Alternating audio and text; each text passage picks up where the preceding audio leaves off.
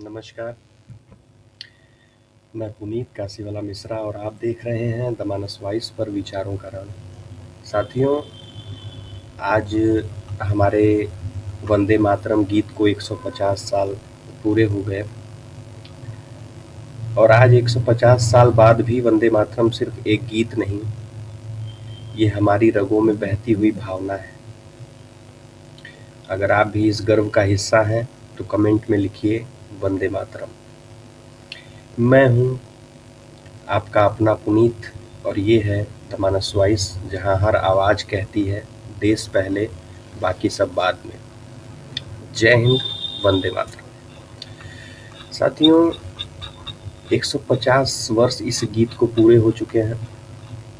ये हमारे देश का केवल एक गीत नहीं, राष्ट्रीय गीत नहीं, हमारे देश की अंतरात्मा की आवाज़ है।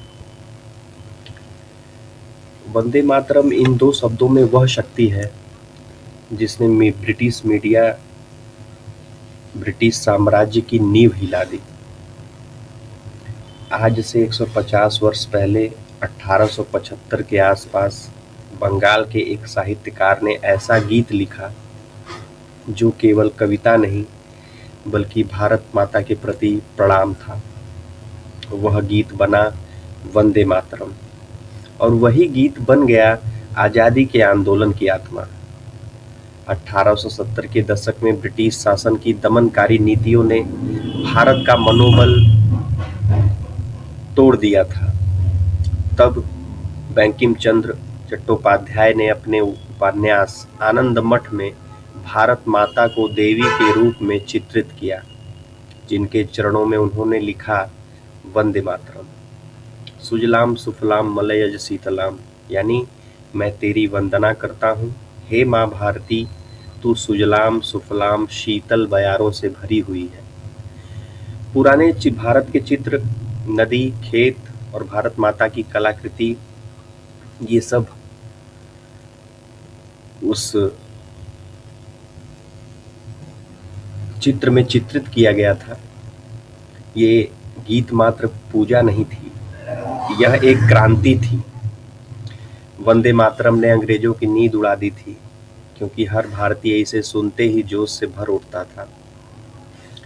27 जून 1838 को बंगाल में जन्मे बंकिम चंद्र चट्टोपाध्याय जी ने पहले भारतीय थे जिन्होंने ब्रिटिश प्रशासनिक सेवा में प्रवेश किया, पर उनके भीतर एक क्रांतिकारी साहित्यकार छिपा था। उन्होंने कलम से वो काम किया जो तलवारें भी नहीं कर सकी। उनका लिखा वंदे मातरम उस दौर में बैन कर दिया गया, क्योंकि अंग्रेज जानते थे यह गीत लोगों को आज़ादी का सपना दिखा रहा है। जब लोग वंदे मातरम कहते थे तो उनके अंदर डर नहीं, जोश जागता था। यह गीत आंदोलन नहीं, आस्था बन चुका था उस दौर में। यह धर्म नहीं, देशभक्ति का मंत्र बन चुका था। 1905 में जब बंगाल का विभाजन हुआ, तब सड़कों पर हर दिशा में केवल एक ही नारा गूंज रहा था, वंदे मातरम। बाल गंगाधर तिलक ने इसे जन आंदोलन का स्वरूप दिया। लाला लाजपत राय ने इसे पंजाब में गुजाया। बिपिन चंद्र पाल ने इसे बंगाल में झंडा बना दिया। इन तीनों को भारत के इतिहास में नाम दिया लाल बाल पाल। यह त्रिमूर्ति केवल नाम की त्रिमूर्ति नहीं थी, ये वंदे मातरम की 3 ज्योतियां थी, जिन्होंने अंग्रेजों की आंखों में ज्वाला भर दी थी। अंग्रेजों ने इस गीत को खतरनाक बताया। 1905 से लेकर के 1911 तक कई जगहों पर वंदे मातरम बोलने पर पाबंदी लगा दी गई। लेकिन क्या हुआ? लोगों ने इसे और ज़्यादा गाना शुरू कर दिया। 1907 में जब लाला लाजपत राय को गिरफ्तार किया गया तो जेल की दीवारों पर उन्होंने लिखा, वंदे मातरम कभी बंद नहीं होगा। तिलक जी ने कहा, अगर अंग्रेज डरते हैं तो इन शब्दों से, तो समझो यही हमारी असली ताकत है, यही हमारा असली हथियार है। आज हम विज्ञान और प्रगति की बात करते हैं तो हमें यह याद रखना चाहिए कि वंदे मातरम ने हमारे भीतर आत्मविश्वास जगाने का काम किया। इस आत्मविश्वास ने भारत को जगत गुरु बनाने का मार्ग प्रशस्त किया। नोबेल पुरस्कार विजेता सीवी रमन जैसे वैज्ञानिकों ने कहा था, विज्ञान और राष्ट्रभक्ति दो अलग अलग चीजें नहीं होती। अगर आप देश से प्रेम करते हैं तो आप सच्चा वैज्ञानिक भी बन सकते हैं। सीवी रमन की यही भावना लाल बाल पाल की वही ज्वाला और बैंकिम चंद्र की वही लेखनी सब एक सूत्र में बंधे थे, वंदे मातरम। स्वतंत्र भारत में जब संविधान सभा की बैठक हुई तो राष्ट्रीय गीत के रूप में वंदे मातरम को मान्यता दी गई।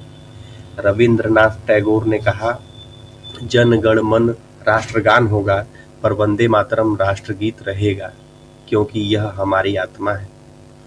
आज भी जब सैनिक सीमा पर जाते हैं तो उनके होठों पर यही शब्द होते हैं, वंदे मातरम, क्योंकि यह गीत केवल आवाज नहीं, यह शपथ है माँ भारती की रक्षा की।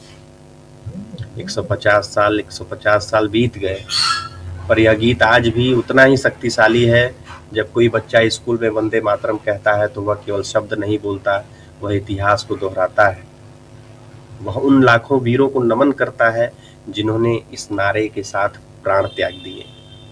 दोस्तों, अगर आज हम गर्व से यह कह सकते हैं कि हम भारतीय हैं, तो उसमें वंदे मातरम की आवाज गूंजती है।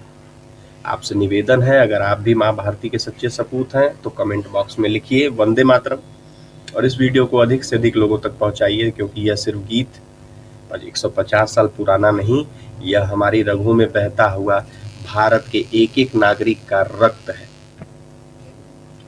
अगर आपको ये वीडियो अच्छा लगा हो तो इसे लाइक करिए, शेयर करिए। आज के लिए इतना ही, मिलते हैं साथियों अगले राष्ट्रवादी वीडियो में। जय हिंद, वंदे मातरम।